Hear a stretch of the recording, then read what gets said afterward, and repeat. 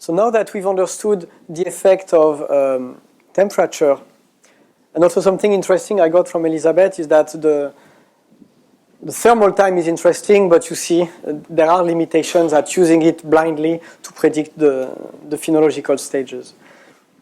But now that we've understood the seasonal effect on the phenology, let's look at the seasonal effect on physiology. And more specifically, we are going to focus on stage 2 and stage 3. Obviously, during stage 2, what you want is the establishment of a nice, functioning canopy. Therefore, you want to avoid the onset of stresses during period 2. But the catch-22 is that once you've established this canopy, you'd like to benefit, particularly for red varietals, of moderate deficits, whether in nutrients or in water supply, in order to benefit the composition of the berry. So what are the plant-based indexes that we can use in order to characterize early on the plant performances to get some early insight in terms of how the fruit composition potential will unfold? This is what we could have done with shoot growth, but today I'm going to focus with nitrogen uptake and leaf area development.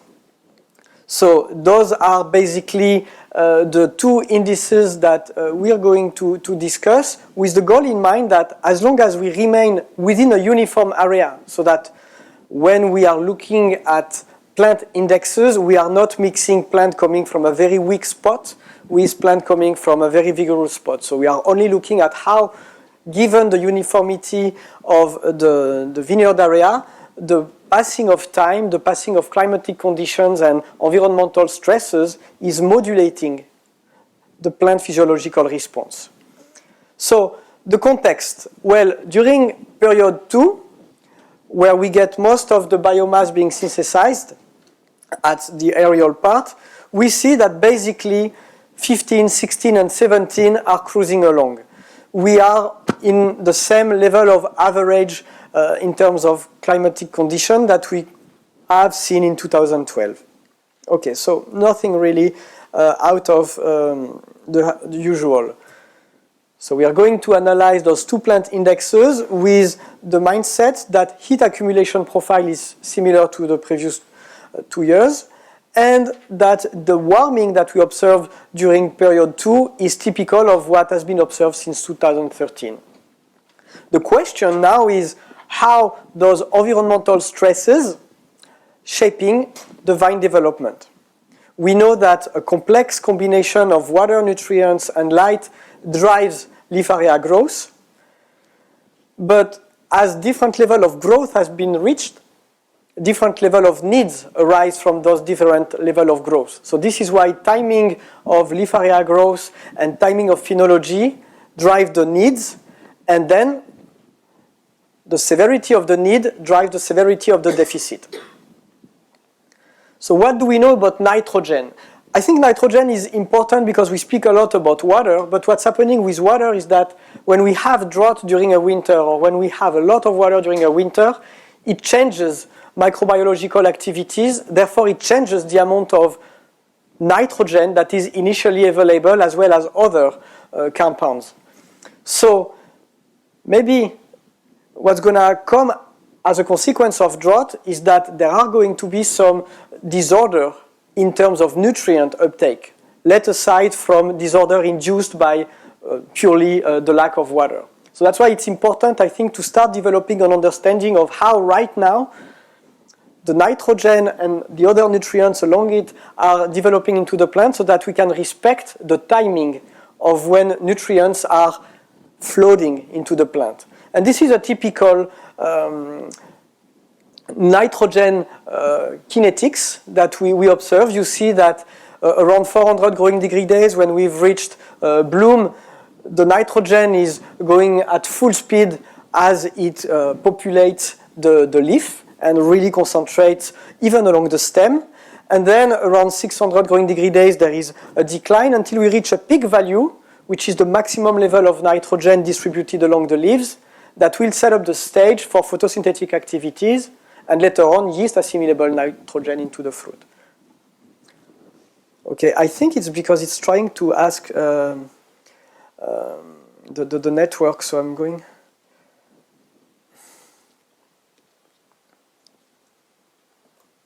To turn the Wi-Fi off and see if that does the trick.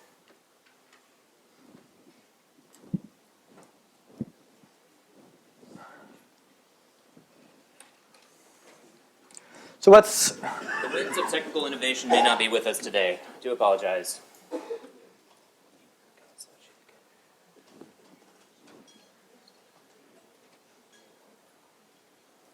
So you see what's the idea I want to convey here is that there is a proper timing to assess nutritional needs. And if you happen to assess the maximum level that your plant has accumulated in terms of nitrogen too early or too late, you may either underdiagnose or overdiagnose the need for fertilizer. That's why I think now that the means are there, it will be very relevant to develop an understanding of when your vineyard and when your varietal is expected to reach its peak of nitrogen.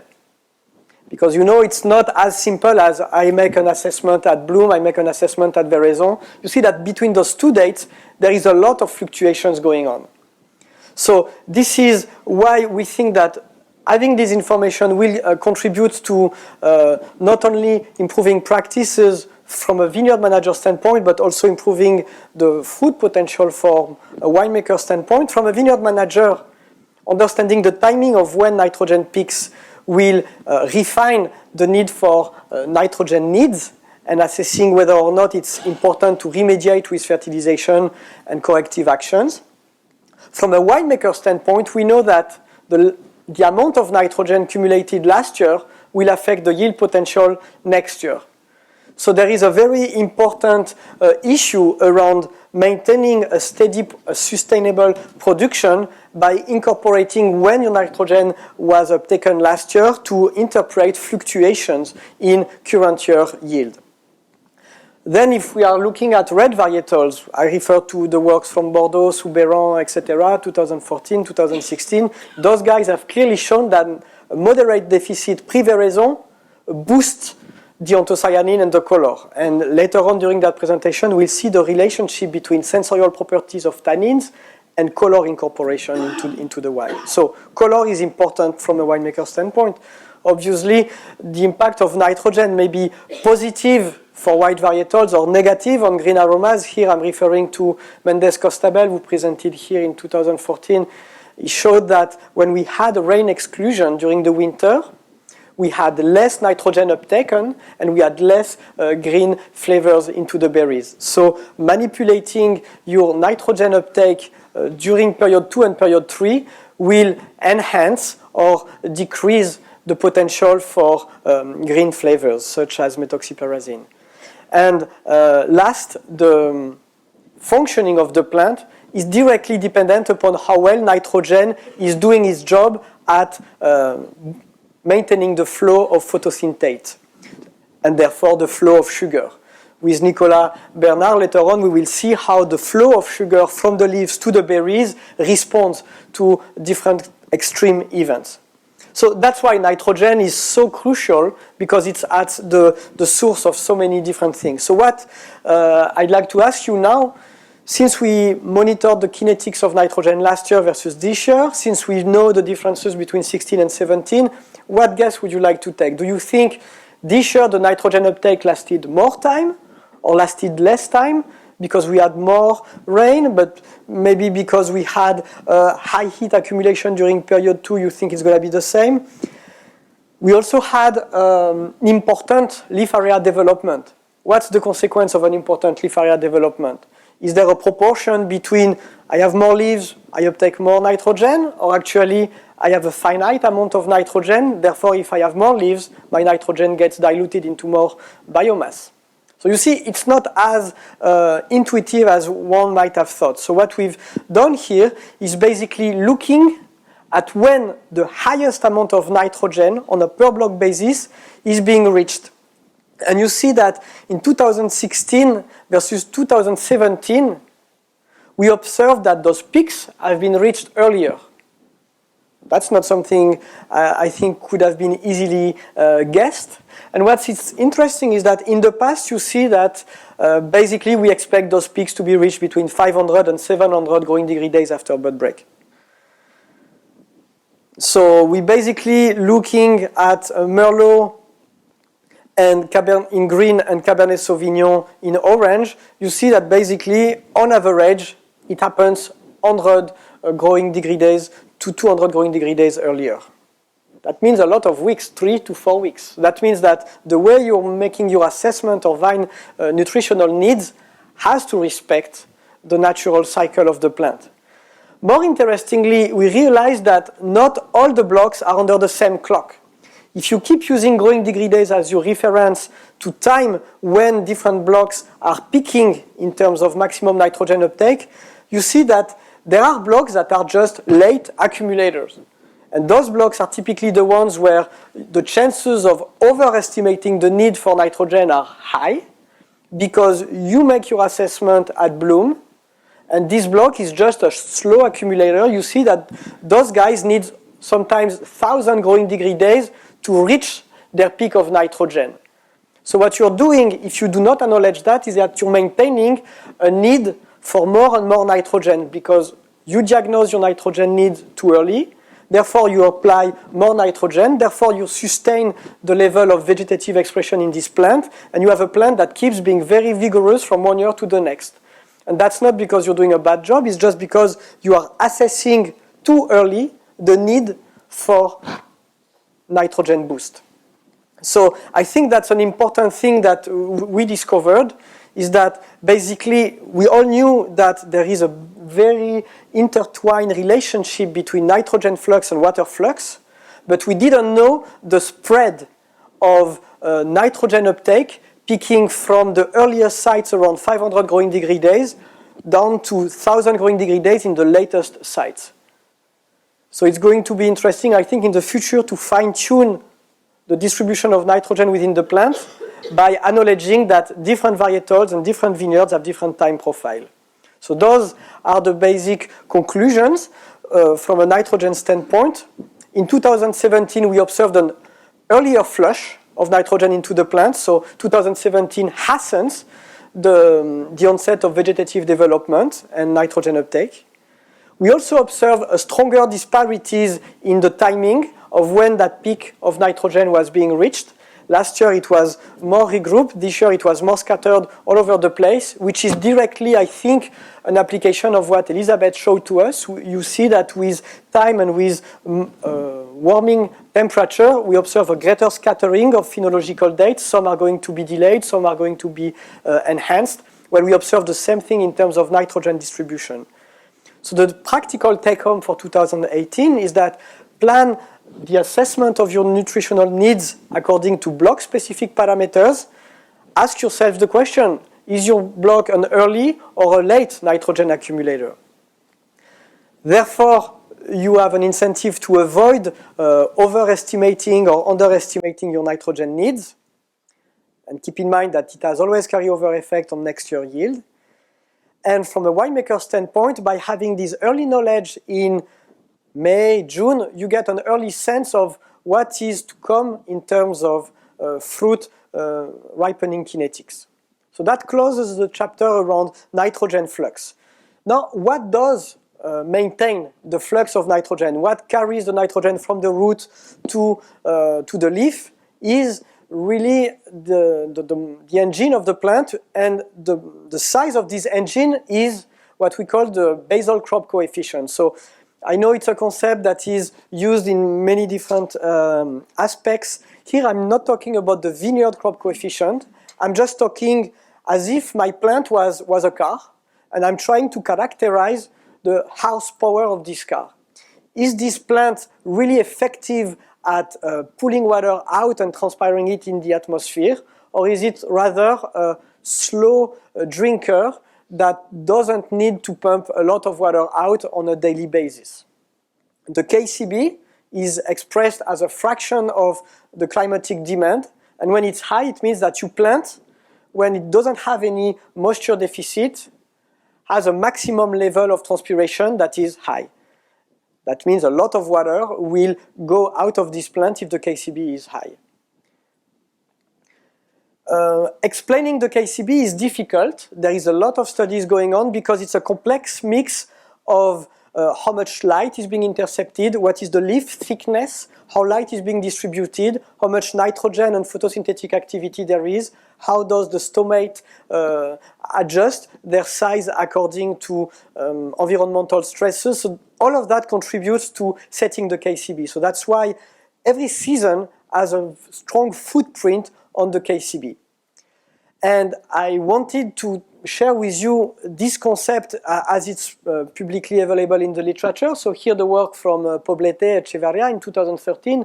You see orange is what the Food Administration Organization has used as a reference to see days in, days out how much water the plant needs. So the orange line tells you that from 0 to 400 or 500 growing degree days, the plant is increasing its size, therefore it needs more water to sustain its physiological performances. And then it flattens. There is this plateau from 500 to 1000 growing degree days because the plant size is steady. And then before leaf fall, you see in orange that the level of water needs decreases. And so the orange comes from old data, Lysimeter data, but it's what today sets up the requirement for water. And that's why we have an incentive to use more water than the plant needs. When the author of this article did the same monitoring with sap flow, so really monitoring how much water the plant was losing, they see that the plant needs much less than what those models predict, so which is a good news considering the drought. But you see that we have the same shape. So the plant water needs increase up to 420 growing degree days, flattens, and then decreases. So essentially, helping the plants to perform well is helping the plant being always under or at that green level. So bear in mind that it's not necessary to make the plant at full transpiration all the time. The plant can sustain a deficit, but this is the upper envelope in green that we try to assess. So our KCB that we've analyzed across all the sites we monitor in Napa Valley tells you here in green the peak value. You see at 420 degree days we reached a peak value, so that's the maximal amount of water, the maximal amount of transpiring leaf area that is met. And what we've done was looking at all the sites over all the years where we've been monitoring those plant-based water and characterize the footprint of the season on the maximal transpiring leaf area size. And you see that 2017 is very much like 2011. So there is no big surprise really, because we all saw that the shoot growth rate was relatively fast. We had a lot of laterals. We know how to explain that because we had a lot of winter during a lot of water during the winter. But what's remarkable is that we reached similar level to 2011. So the next question is, okay, so in 2011, I kind of remember how much water requirements my plants were needing. But here, that's the catch-22. You see that those needs were met a month earlier. So while in 2011 we reached those very large transpiring leaf area size after the solstice, we hit those days in 2017 as early as early May, or at the latest site mid-July, but really on average we were hitting those points towards the end of May.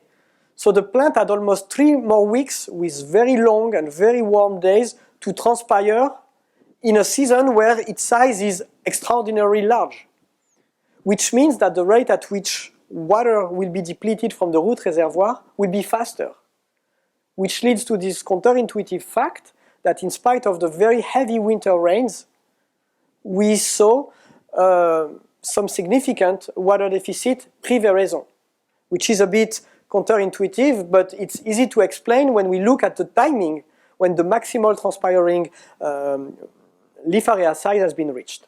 And this is again a footprint of the warming of the seasons.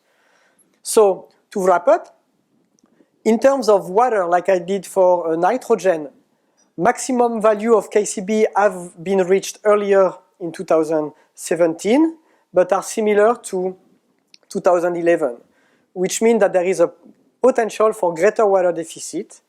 More water use is observed earlier in 2017.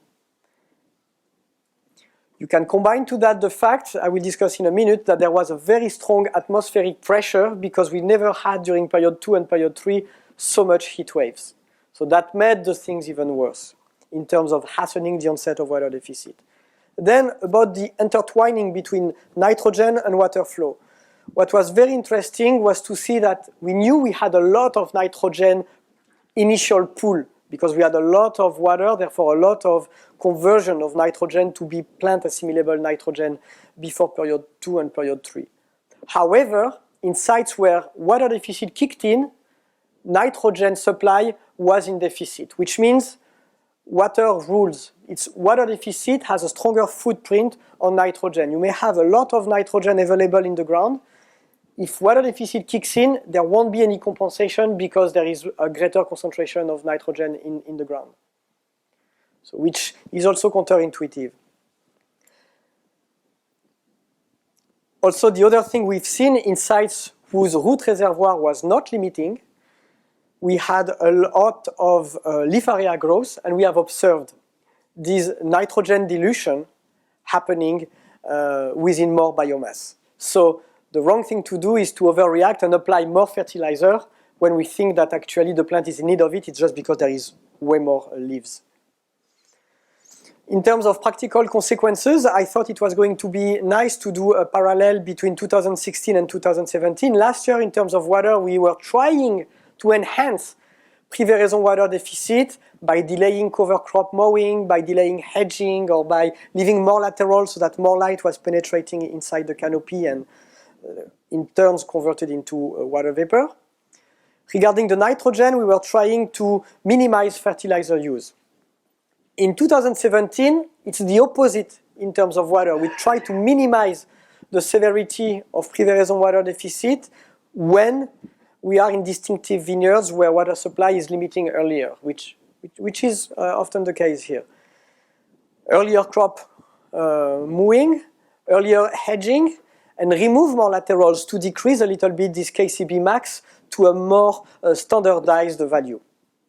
In terms of nitrogen, it was important now to really assess your need after the peak has been reached so that you do not keep maintaining too much of a heavy nitrogen uptake. And just before the break, I wanted to have this fifth take-home message, which has to do with the context of maximum daily vapor pressure deficit during period 3.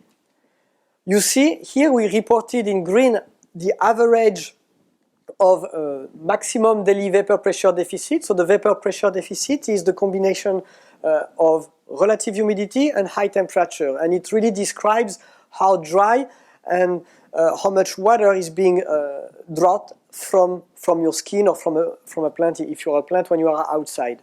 And you see that since even 2014, we never had so much vapor pressure deficit, whether we look at the mean or the driest sites of Napa Valley. The question I'd like to ask, besides the fact that it draws more water out from the leaf area, is what are going to be the consequences of those heat waves on the fruit later on? Two things to walk away with. It may increase the cavitation risk. Last year we've discussed how having very severe vapor pressure deficit could break the water column, and with irreversible damages, the plant cannot necessarily recover even after an irrigation post a heat wave. But beyond the fact that the photosynthetic activity of the plant might be negatively affected, green berries are also suffering irreversible damages. And I'd like to refer to the work published in Australia last year. The people have looked at sensitivity of green berries versus red berries after veraison, and the moment in time where the berries are more susceptible to heat is when they are green. There is no green berry survival after 43 degrees Celsius. And you'll see at the end of this presentation, we had a lot of days where we were reaching those temperatures. So the consequences on fruit ripening I'd like to ask is, okay, we've seen so far that the conditions were favorable to plant development, nice, with a moderate water deficit, likely to kick in some distinctive sites. So everything is in the green, really. We are looking good. However, 2017 is dangerous because of those extreme heat events. So the question we're going to tackle after the break is how does high VPD and high temperature will have a footprint on the fruit ripening. I wanted to start with two of the questions that were asked on the Slido. And one of the questions was, are you assessing nitrogen uptake based off PECIOL reports? And in fact, no, that's not how we do. As I was saying, if we want to understand how the passing of the climatic conditions affect plant performances, we need to stick to the same plant. Therefore, we need to use non-destructive techniques. Specifically for the one of nitrogen, we are using bioluminescence. So basically, you come with a machine that looks like a hair dryer. You apply it on a population of leaves, say 100 or 200 leaves, and you blast light onto those leaves. And by doing that, you excite them, and they re-emit light. And what we are looking at is the spectrum of the light that is sent back by the leaves after it has been illuminated.